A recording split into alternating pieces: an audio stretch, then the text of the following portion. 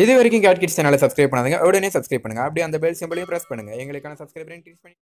Hello viewers, இயக்குனர் சங்கர் இயக்கத்தில் super star Rajinikanth நடிப்பில் நாளைக்கு வெளியாகக்கூடிய படம் தான் 2.0.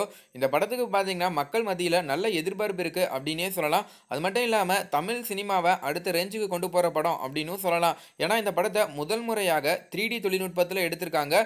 படம் முழுக்க முழுக்க 3D கேமராவில் எடுக்கப்பட்டது. மேலும் இந்த படத்தில் முக்கியமான ரோலில் பார்த்தீங்கன்னா அக்ஷய்குமார் அவர்கள் நடிச்சிருக்காரு. அதே போல் எமி ஜாக்சன் அவர்கள் ஹீரோயினாக பண்ணியிருக்காங்க.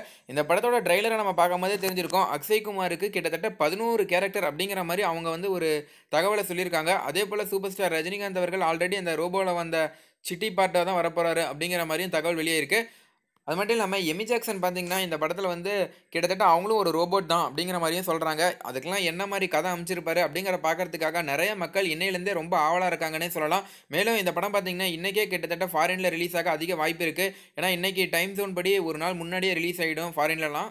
தற்போது பார்த்தீங்கன்னா இந்த படத்தோட பிரம்மாண்டம் எப்படி இருக்குங்கிறதே ஒரு பெரிய கேள்வியாக இருக்குது. ஏன்னா ஆடியோ லான்ச்சாக இருக்கட்டும், ட்ரெய்லர் லான்ச்சாக இருக்கட்டும், டீசர் லான்ச்சாக இருக்கட்டும், எல்லாமே ஒரு பெரிய லெவலில் பிரம்மாண்டமாக தான் பண்ணியிருந்தாங்க. அதே போல் படத்தோட பட்ஜெட்டும் பார்த்தீங்கன்னா பிரம்மாண்டமாக தான் இருக்குது. கிட்டத்தட்ட 540 கோடி அப்படிங்கிற மாதிரி சொல்கிறாங்க. நார்மலாகவே ரஜினி சார் படம் அப்படின்னாவே கண்டிப்பாக ஸ்பெஷல் தான். அது வந்து பார்த்தீங்கன்னா தமிழ்நாடாக இருக்கட்டும், ஒட்டுமொத்த இந்தியாவுக்கே நல்ல ஸ்பெஷல் தான். ஆனால் இந்த படத்தில் அக்ஷய்குமார் அவர்கள் ரஜினி சாருக்கு ஈக்குவலாக நடிச்சிருக்கிறதுனால வட இந்தியாவிலையும் இந்த படத்துக்கு பார்த்தீங்கன்னா நல்ல எதிர்பார்ப்பு இருக்குது அப்படின்னே சொல்லலாம். பல கெட்டப்ல பார்த்தீங்கன்னா அக்ஷய்குமார் அவர்கள் நடிச்சிருக்காரு. இது குறித்து அக்ஷய்குமார் அவர்கள் என்ன சொல்லியிருந்தாரு அப்படின்னு பார்த்தீங்கன்னா, ரஜினி சாரோடையும் சங்கர் சாரோடையும் பணியாற்றியது ரொம்ப சுவாரஸ்யமாக இருக்கு அப்படிங்கிற மாதிரி சொல்லியிருக்காரு.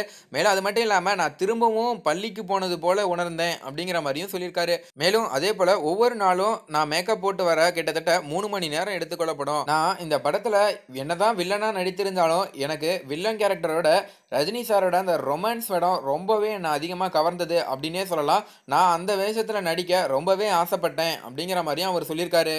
ஆல்ரெடி பார்த்தீங்கன்னா இந்த படத்துக்கு நிறையவே எதிர்பார்ப்பு இருக்குது அப்படின்னே சொல்லலாம். இப்படி இருக்கும்போது இவர் திடீர்னு பார்த்தீங்கன்னா அந்த ரொமான்ஸ் காட்சி அப்படிங்கிற மாதிரி ஒரு புதிய தகவலெல்லாம் சொல்லியிருக்காரு. நிறைய பேர் யோசிக்கலாம், ரஜினி சாரோட வயசு என்ன, அவருக்கு போய் ரொமான்ஸாக அது போய் இவர் ரசிக்கிறாரு அப்படிங்கிற மாதிரி.